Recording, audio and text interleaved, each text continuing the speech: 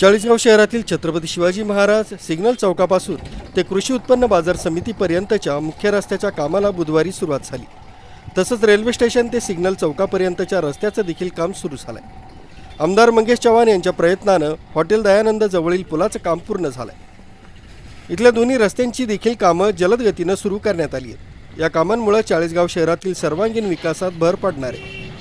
ऐन पावसाळ्यात हे काम सुरू झालं असलं तरी यामुळे रस्त्यांची मजबूती व पकड चांगली होऊ शकते। असं असलं तरी रस्त्यांचं काम दर्जेदार होणं अपेक्षित आहे। रस्त्यांचं काम सुरू असल्यानं नागरिकांसह वाहनधारकांनी देखील प्रशासनाला सहकार्य करावं असं आवाहन सार्वजनिक बांधकाम विभागाचे अभियंता अनिल बैसाने, शाखा अभियंता अरुण जाधव यांनी केलं।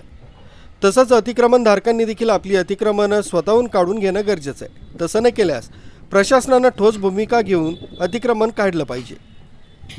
सुमारे 20 कोटींची ही कामं पाचोरा येथील लक्ष्मी कन्स्ट्रक्शन या कंपनीला देण्यात आली। येणाऱ्या काळात लवकरच या मुख्य रस्त्यांचं लोकार्पण होण्याची अपेक्षा आहे। मुख्य संपादक रामलाल चौधरी, खानदेश नगरी लाईव्ह, चाळीसगाव।